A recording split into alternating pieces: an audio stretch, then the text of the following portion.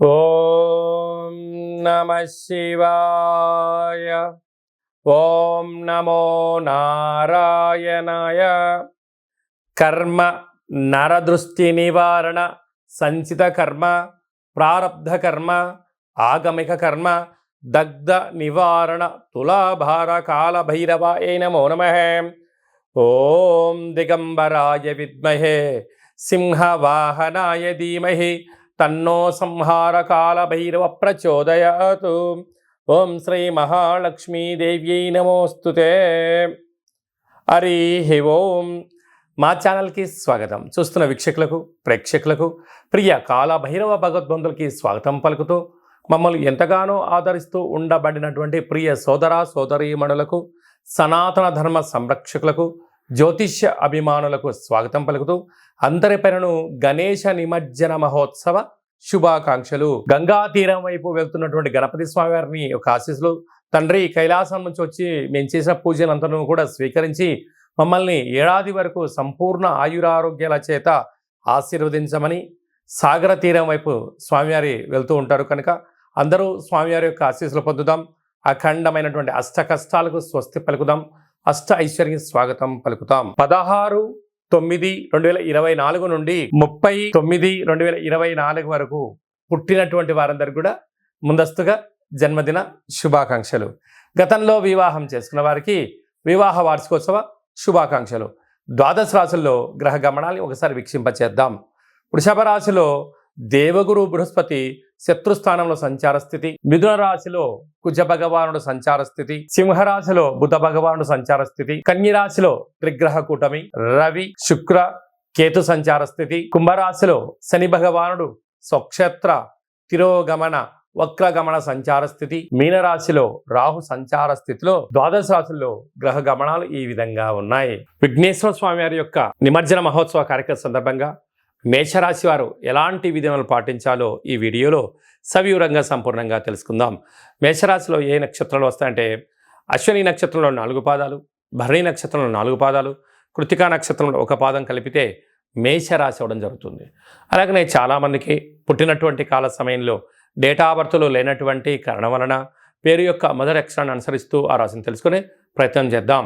చూ, చే, చో, లా, లీ, లు, లే, లో, ఆ అక్షరాల వారందరూ కూడా మేషరాశి జాతకులే. మేషరాశి యొక్క అధిపతి కుజ భగవాను కనుక విఘ్నేశ్వర స్వామి వారి యొక్క నిమజ్జన మహోత్సవ సందర్భంగా ఈ సంవత్సరం రాజుగారు కూడా కుజ భగవానుడే అవ్వడం వలన, రాశాధిపతి కూడా కుజుడు అవ్వడం వలన వీలైనంత వరకు స్వామివారికి ఎరుపు రంగు ప్రసాదం అంటే కేసరి కానీ మందార పుష్పాలతో అర్చన చేయడం కానీ, అదే కాకుండా కందిపప్పుతో కూడుకున్నటువంటి కుడుములను నైవేద్యంగా ఏర్పాటు చేయడం కానీ, అలాగే కందిపప్పుతో ఏర్పాటు చేసినటువంటి ఆ యొక్క ప్రమిదలను ఒక 7 ప్రమిదలను ఏర్పాటు చేసి 7 ఎర్రటి ఒత్తులు పెట్టి స్వామివారికి అర్చన అభిషేక ముగింపు మహోత్సవ కార్యక్రమంలో పాల్గొనడం వలన రుణ రోగ శత్రు సంపూర్ణమైనటువంటి జాతకంలో ఉండబడినటువంటి 1లో కుజుడు కానీ 2లో కానీ 4లో కానీ 7లో కానీ 8లో కానీ 12లో కానీ కుజ భగవానుడు సంచారం చేసినప్పుడు సకలమైన దోషాలన్నీ తొలగిపోయి అనుకున్న ఐశ్వర్యానికి మీ సొంతం చేస్తారు అని చెప్పి గమనించాలి. కనుక గణపతి స్వామి దగ్గర వీలైతే నవరాత్రులలో కానీ ముగింపు ఉత్సవ కార్యక్రమాల్లో ఈ కార్యక్రమం ఆచరింపజేసినట్లయితే అద్భుతమైన యోగం మీ సొంతం అవుతుందని చెప్పి గమనించాలి. అలాగే 2వ స్థానంలో గురు సంచార స్థితి శత్రుస్థానంలో ఉన్నాడు కనుక విద్యాపరమైనటువంటి ఉద్యోగపరమైనటువంటి ధనపరమైనటువంటి చేర్పులు మార్పులు కనపడుతున్నాయి. మీరేం కంగారు పడనక్కర్లేదు.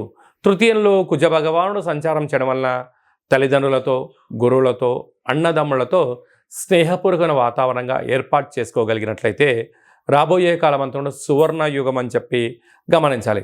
పంచమ స్థానంలో బుద్ధ భగవానుడు సంచారం చేయడం వలన నూతనంగా ఏదైనా చెయ్యాలి అనుకుంటున్న వారందరూ కూడా మీ యొక్క ఆలోచన విధానానికి ఇది చాలా మంచి కాలము అని చెప్పి గమనించాలి. 6వ స్థానంలో రవి శుక్ర కేతు సంచార స్థితి ఉండడం వలన దూర వాయు జల ప్రయాణాలు చేసేటప్పుడు మీ యొక్క జన్మ నక్షత్రం రోజున జన్మ తిథి ఎందున పూర్ణిమ అష్టమి తిథి ఎందున దూరావాయు జల ప్రయాణాలు పెట్టుకోవద్దు. దీనివల్ల రోగ సమస్యలు వెంటాడే పరిస్థితి చాలా అధికంగా ఉంటుంది. లాభస్థానంలో శని భగవానుడు ఉన్నాడు, వక్రగమన సంచార స్థితిలో ఉన్నాడు కనుక వీరంతవరకు ధర్మము, ఆధ్యాత్మికత, మంచి కార్యక్రమాలు ఏర్పాటు చేసుకోగలిగితే మీ యొక్క ధనం వృధా కాకుండా ఉండే పరిస్థితి ఉంటుంది.